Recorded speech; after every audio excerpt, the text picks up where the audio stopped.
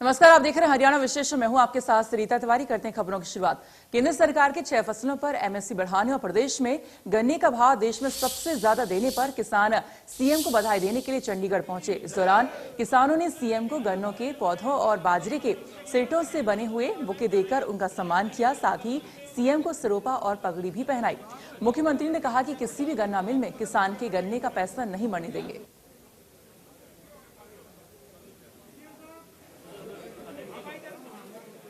देखिए, हमेशा हम किसानों के हित में लगातार, चाहे हमारी केंद्र सरकार नरेंद्र मोदी जी के नेतृत्व में, चाहे हम हरियाणा में, हमेशा किसानों के हित में लगातार काम कर रहे हैं।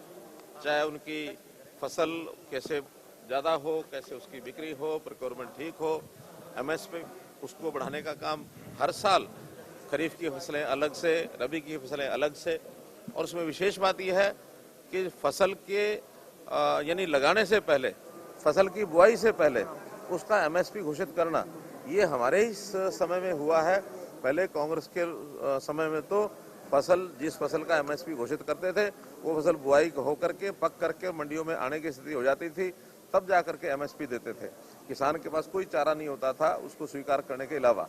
हम बुआई से पहले इसलिए देते हैं, किसान निर्णय कर सके कि मुझे कौन सी फसल की बुआई करनी है, क्योंकि उसके पास भी एक वैरायटी है, एक स्कोप है, उसको यानी एक प्रकार से विविधीकरण में जाने के लिए उसके पास एक अवसर है। करनाल में आखिरकार संयुक्त किसान मोर्चा और प्रशासन के बीच समझौता हो गया है, जिसके बाद संयुक्त किसान मोर्चा और प्रशासन ने एक संयुक्त प्रेस कॉन्फ्रेंस की। समझौता के तहत करनाल घटना की जांच रिटायर्ड जज से करवाई जाएगी। ये जांच 1 महीने में पूरी होगी। वहीं मृतक किसान के 2 परिजनों को डीसी रेट पर नौकरी दी जाएगी। 28 अगस्त 2021 को बस्ताड़ा टोल पर हुए घटनाक्रम की न्यायिक जांच करवाएगी और यह जांच हाईकोर्ट के रिटायर्ड जज से करवाई जाएगी एवं जांच यथासंभव 1 माह में पूर्ण होगी। और पूर्व एसडीएम श्री आयुष सिन्हा जी इस दौरान छुट्टी पर रहेंगे और हरियाणा सरकार मृतक किसान सतीश काजल के 2 परिवारजनों को सरकार डीसी रेट पर सैंक्शन पोस्ट पर नौकरी देगी, यहीं पे करनाल डिस्ट्रिक्ट में। तो ये मोटे तौर पे हमारा समझौता हुआ है और इस पर दोनों पक्षों की पूर्ण रूप से सहमति है और बड़े सौहार्दपूर्ण वातावरण में ये समझौता हुआ है। सीएम मनोहर लाल खट्टर ने किसान प्रशासन के बीच हुए एक समझौते की जानकारी दी है और कहा कि जांच के बाद दोषियों को बख्शा नहीं जाएगा। कल बातचीत में मीटिंग करके और उनकी कुछ मांगे जो थी वो मान ली गई हैं और उसके अंदर जो कुछ दोषी पाया जाएगा व्यक्ति, उस सारे का एक कम्प्रिहेंसिव, जिसको कहना चाहिए, एक इंक्वायरी होगी, जुडिशियल इंक्वायरी, और जुडिशियल इंक्वायरी करके और उसमें से दोषी को बख्शा नहीं जाएगा। और इसके साथ ही सीएम मनोहर लाल ने कहा कि इस तरह के आंदोलन से देश को नुकसान है और ऐसे में विपक्ष को ऐसे आंदोलन को हवा देने की जगह सकारात्मक राजनीति करनी चाहिए। पहली बात तो ये जो बरगलाने का काम किसान यानी कांग्रेस के लोग करते हैं, वो मेरी अपील है कि वो छोड़ दें। यानी एक जो आंदोलन चल रहा है उसमें एक विशेष वर्ग के लोग उसमें बैठे हैं, सारा किसान उसमें नहीं है। किसान तो आज यहाँ आप देख रहे हैं, किसानों के बीच में हम भी जा रहे हैं। पिछले दिनों में मेरे भी कितने कार्यक्रम हुए और कितने जिलों में हुए हैं। इसलिए कुछ एक वर्ग इस प्रकार की जो बात उठा करके, और वो भी पॉलिटिकल मोटिवेशन से वो सारी चीजें चल रही हैं। सबको मालूम है कि जितने लोग ये बात को उठा रहे हैं उनके पीछे कौन है। अगर कोई भी व्यक्ति, वो व्यापारी, किसान, विद्यार्थी या कोई और, देश हित में काम करेगा, प्रदेश हित में काम करेगा, वो सम्मानित है। लेकिन यदि कोई भी व्यक्ति किसी व्यवस्था को तोड़ेगा, लॉ एंड ऑर्डर को तोड़ेगा, तो उस लॉ एंड ऑर्डर को मेंटेन करने के लिए सरकारों का काम, शासन का, प्रशासन का काम होता है। तो प्रशासन अपने तरीके से काम करती है। इसलिए जिन बातों को लेकर के वो बहुत बावेला मचाए हुए हैं, केवल पॉलिटिकल उनका हेतु है, उस पॉलिटिकल हेतु को इस तरीके से पूरा न करें। इससे समाज का नुकसान होता है, प्रदेश का नुकसान होता है। समझौते के बाद गृह मंत्री अनिल विज ने कहा कि करनाल घटना की पूरी जांच होगी और इसके लिए किसान भी राजी हो गए हैं कि हम जांच कराने के लिए तैयार हैं, लेकिन करनाल के संपूर्ण एपिसोड की जांच कराएंगे। तो उसके ऊपर किसान भी राजी हो गए और समझौता हो गया और धरना खत्म हो गया। भिवानी में कृषि मंत्री जेपी दलाल ने किसानों पर बोलते हुए कहा कि किसानों की तरक्की के लिए सरकार लगातार बड़े कदम उठा रही है। उन्होंने कहा कि केंद्र और हरियाणा सरकार की कोशिश किसानों की आय बढ़ाने की है। साथ ही उन्होंने कहा कि रबी की फसलों पर एमएसपी को बढ़ाया गया है। साथ ही हरियाणा देश में सबसे ज्यादा गन्ने भाव का किसानों को गन्ने का भाव दे रही है, जिससे हरियाणा का किसान सरकार से खुश है। और हमारी कोशिश ये है कि बागवानी की तरफ ध्यान जाए, पशुपालन की तरफ दें, मछली पालन की तरफ ध्यान दें, फार्म गेट जो है प्रोसेसिंग का काम करें, एंटरप्रेन्योर करें, जो काम आगे बढ़ के आए। और ये गेहूं और धान का जो फसल चक्कर है उसमें सैचुरेशन आ चुका है। उससे निकल के जो किसान सोचेगा तो उसकी आमदनी निश्चित तौर पर हम बढ़ाएंगे। मुख्यमंत्री जी का हम धन्यवाद करता हूँ कि देश में सर्वाधिक गन्ने का रेट दिया है। हमारे प्रधानमंत्री जी ने 400 रुपये का भाव इसका सरसों का बढ़ाया है, चने का भाव बढ़ाया है और सबसे ज़्यादा फसल हरियाणा खरीदता है। किसानों को सीधा पैसा कर देते हैं। हजारों करोड़ की हम मंडियां बना रहे हैं और किसान हमारे से खुश हैं। और आंदोलनकारी जो नेता हैं इनमें से एक ने जब पंजाब के अंदर 360 रुपये का भाव किया, वो भी इलेक्शन ईयर में, तो लड्डू खिला के पंजाब के मुख्यमंत्री जी का स्वागत किया था। मैंने कल भी कहा था कि हमारा भाव गन्ने का देश में सबसे ऊंचा है, तो हमारे मुख्यमंत्री जी का भी इनको स्वागत करना चाहिए। नीतियां बनाई है भावों को लेकर नीतियां बनाई है कि किसान के फसल बोने से पहले हर चीज का भाव हम डिक्लेयर करें।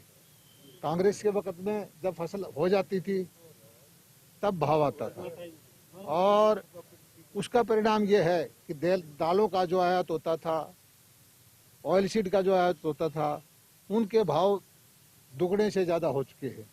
और हमें जो नीतियां बढ़ानी है देश की ज़रूरतों को देखते हुए कि हमें कपास की ज़्यादा ज़रूरत है, हमें दालों की ज़्यादा ज़रूरत है, हमें तेलों की ज़्यादा ज़रूरत है, उन चीज़ों के भाव हमने दुगने ढाई गुणे उस तक कर दिए। किसान आंदोलन को लेकर कुरुक्षेत्र से बीजेपी सांसद नायब सिंह सैनी ने कांग्रेस पर जमकर निशाना साधा। नायब सिंह सैनी ने कहा कि कांग्रेस विपक्ष की भूमिका नहीं निभा रही है और किसान का चोला पहनकर धरने पर बैठी है। पिछले कई दिनों से करनाल में किसान संगठन जुटे हुए थे, जो अपनी मांगों को लेकर मिनी सचिवालय के बाहर बैठे थे। अब उनका धरना खत्म हो चुका है क्योंकि प्रशासन के साथ उनकी मीटिंग हुई, उनका तालमेल बन चुका है।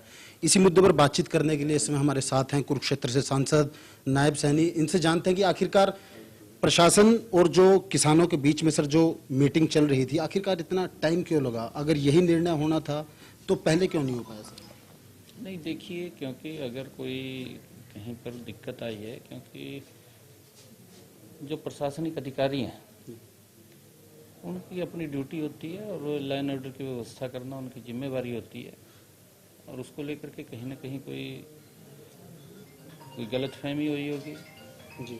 गलतफहमी को लेकर के प्रशासन लगातार उनसे बातचीत करता रहा जी, और बातचीत के द्वारा ही किसी समस्या का समाधान होता है जी, उसका हल निकलता है जी। कमेटी बनी है, कमेटी वो सारी की सारी जांच करेगी जी, और जांच करने के उपरांत क्योंकि जो भी निर्णय होगा वो निर्णय वो स्वीकार होगा उसके तहत।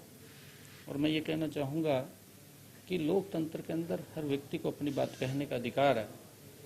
बार बार हम इस बात को बोलते हैं कि हमारे लोकतंत्र की खूबसूरती इसी में है जी, कि पक्ष है चाहे विपक्ष है जी, दोनों अपनी बात को जनता के बीच में जाकर के रखते हैं। ये मैंने पहली बार देखा है कि जो आज स्थिति है, जो कांग्रेस पार्टी है, कांग्रेस पार्टी अपनी विपक्ष की भूमिका भी ठीक प्रकार से नहीं निभा पा रही है जी। दुर्भाग्यपूर्ण है कि कांग्रेस पार्टी अपना झंडा ना उठा करके, किसान का चोला पहन करके, किसान का नाम ले करके वो इस प्रकार के जो प्रदर्शन और धरने करने, लोकतंत्र की आवाज को दबाने का काम किया जा रहा है। सरकार ने स्पष्ट रूप से इस बात को कहा कि अगर इन 3 कृषि कानूनों के अंदर कहीं पर भी उनको कोई गलतफहमी हो रही है तो बताएं। उस शब्द को, अगर कहीं किसान का नुकसान हो रहा है तो उसको वापस लिया जाएगा। बताने के लिए कुछ नहीं है।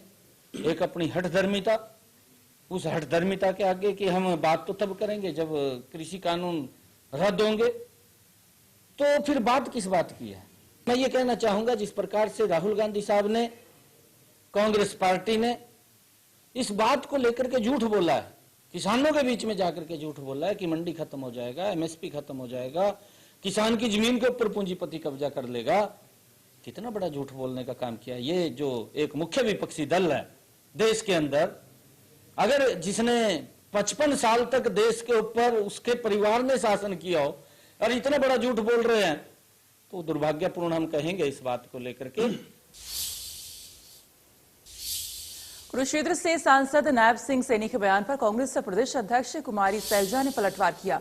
सैलजा ने कहा कि बीजेपी किसानों से बात किए बिना नए कृषि कानून लाई है और इसके विरोध का आरोप उन्होंने लगाया।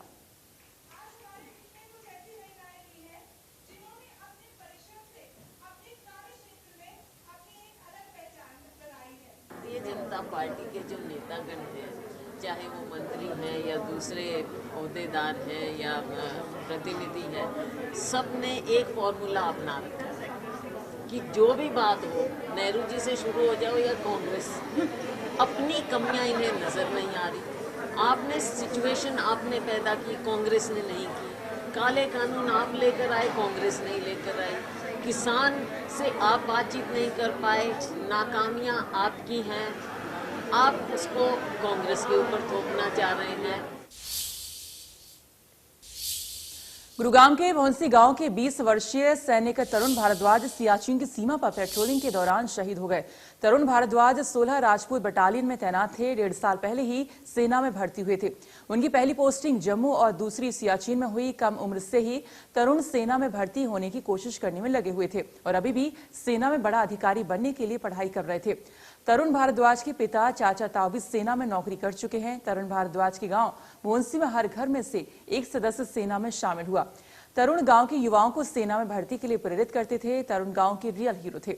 उनकी शहादत पर परिवार का कहना है कि अगर सरकार आज भी मौका दे तो परिवार के दूसरे बेटे सेना में जाने को तैयार हैं।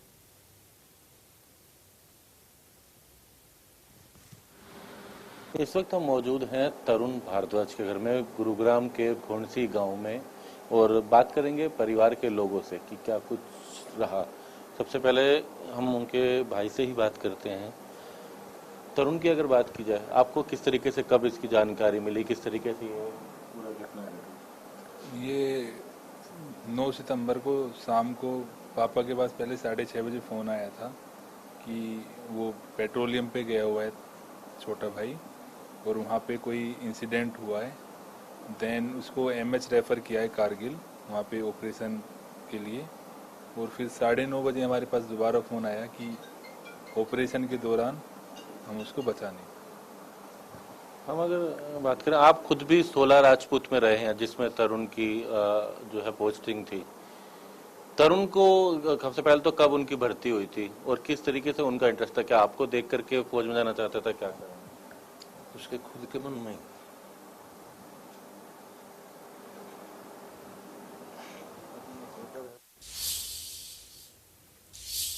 और अब खबर है मध्य प्रदेश के मंडला से, जहां पर रोटरी क्लब मेकल की तरफ से सम्मान समारोह का आयोजन किया गया, जिसमें राज्यसभा सांसद विवेक तनखा और आईटीवी नेटवर्क इंडिया न्यूज की president government and retail Meenakshi शामिल हुई। इस दौरान विवेक तनखा और आईटीवी की president government and retail Meenakshi ने मेधावी बच्चों को 100 टैबलेट वितरित किए। वहीं इस दौरान विवेक तनखा ने मरीजों की सेवा के लिए एम्बुलेंस की चाबी मंडला के डॉक्टर्स को भेंट की।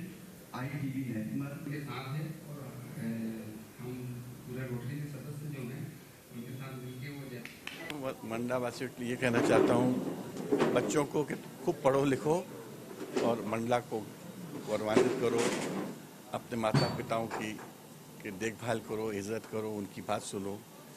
कोविड वॉरियर को बोलता हूँ कि आपको हमने जितना भी सम्मान किया बहुत कम है। आपने जो अपने लोगों के लिए किया उसका तो कोई जवाब ही नहीं है। और हमें रोटेरियंस और मंडला के सभी लोगों को मैं ये कहता हूँ कि कोविड का समय एक बड़ा विरले समय था, इसलिए मैं तो कहता हूँ विश्व को 2 भागों में मैं देखता हूँ, before Covid and after Covid.